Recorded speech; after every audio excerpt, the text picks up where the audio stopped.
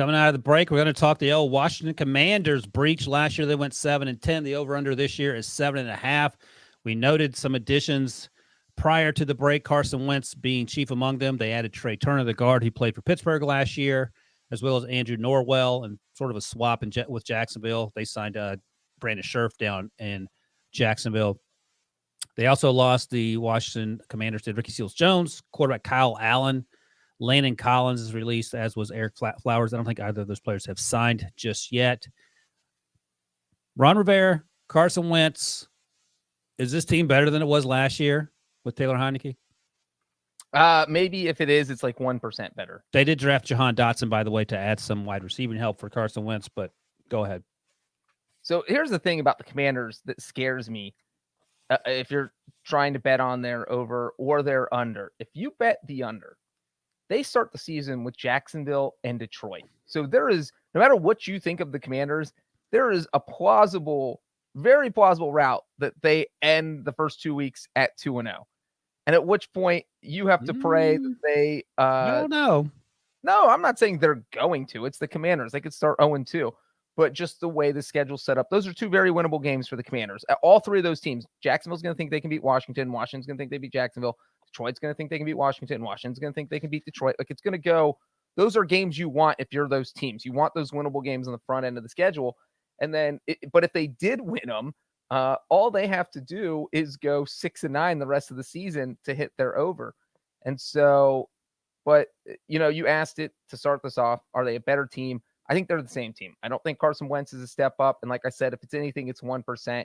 So they would step down. Why isn't he a step? Yeah. Why isn't he a step down from Taylor Heineke? No, I don't disagree with that. I said if it's a step up at all, it's maybe 1%. So I absolutely agree with you. And Wilson, I think this is the same team they were last year. And I think if they went 7-10 last year, they're going to go 7-10 this year. And that's hitting the under. They're plus 500 to win the division. That feels like just throwing money away. I have them going 6-11, Breech. So, and I have them starting 2-1. The loss to the Lions, they haven't come back and beating the Eagles. Sorry, DB. All right, wait. Let me ask you this then. They start 2-1. In week 11, yeah, they have a streak of games that goes Texans, Falcons, Giants, bye week, Giants. They go 3-1 in that stretch and still finish 6-11. So now you have them at 5-2 based on those 7 games. There's only one more win on the schedule. Oh my God, that's hilarious. And that comes week 9 against Minnesota.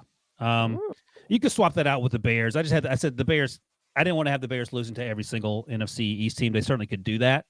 But say they beat the Bears and then they lose to the Vikings. That's fine too. But I mean, the Packers, the Colts, the Titans.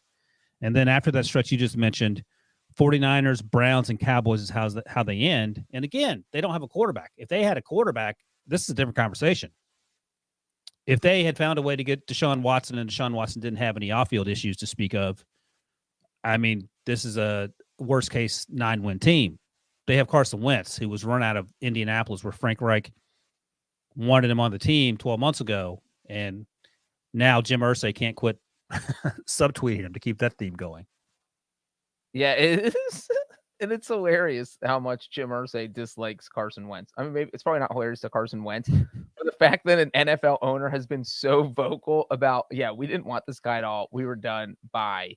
Well, somebody wanted him. He could not be more. Yeah, and I'm sure Jim Irsay's thrilled they got anything. Jim Irsay was ready to give this guy away for free. And Washington called was like, no, we'll give you some draft picks. So it is interesting. But you know what? Carson Wentz back in the NFC East, the one place he had success. And I know we talk about 2017, but he played 9 career games against the Giants. He's 7-2 against them. And he also played plenty of games against the Cowboys, 4-4. So he had a winning record against the Cowboys. He knows both teams. He knows the division. Does that help him? Debo, let me ask you this. How concerned are you on a scale of 1 to 10 that Carson Wentz is now playing in the division against the Eagles twice a year? 4. Ooh. Sounds extremely high. I was juggling numbers in my mouth right there. I maintain, and I said this like after the trade, I think there's 2 matchups this year. I think one against the Eagles, he is going to throw for 300 yards and 3 touchdowns, and I think the other No one way. he's going to throw for 4 picks. Okay, that sounds right. I think we're going to get, just in these matchups against the Eagles, I think Eagles fans, I don't know if it's going to be the home or away game, they're going to see like the top end Carson Wentz that we know is there, and then the bottom end Carson Wentz that we definitely know is there. Yeah, maybe that's just an Eagle-centric thing. That is. That's a Because I didn't see a lot of the top end Carson Wentz last year. Even in that game, that sort of rain bowl, that wind and rain bowl in San Francisco. I don't know. I just don't know if he's going to Where he refine. just threw up prayers and Yeah. they got sort of passing remember interference that flag. that's like Saturday game versus the Cardinals where he's going down and making some big throw. No, it wasn't a ton of moments, but we've beaten this conversation to death where, 49ers, like, he plays better than Jimmy Garoppolo. He looks better than Garoppolo for a lot of the weeks, but then it's just those final 2 weeks that are inexcusable. Including the loss to the Jaguars in Week 18. Yes. That allowed And the us thing to about lose. Washington is that we talk about Carson Wentz and we talked about the over-under of when he might get pulled, is that after those first 2 games that we talked about with Jacksonville and Detroit, their next 3 are against 3 teams that made the playoffs last year. I think everyone thinks will be just as good in 2022, and that's the Eagles, the Cowboys, and the Titans. So if you go 1-1 in those first 2 and then you lose those next 3, you're 1-4, and people are going to want Carson Wentz. They're going to be calling for his head. They're going to say, put Taylor Heineke in there. Or Sam Howell. Yeah, and then after that Titans game, which is in week 5, they have to play on a short week at Chicago. I think, Wilson, you were smart not to give them the Bears game because short week road games are tough. And then after that short week road game, they have to play the Packers and then the Colts. I mean, this team could start, if they don't win those first 2, maybe they're 1-8 in their first 9 games.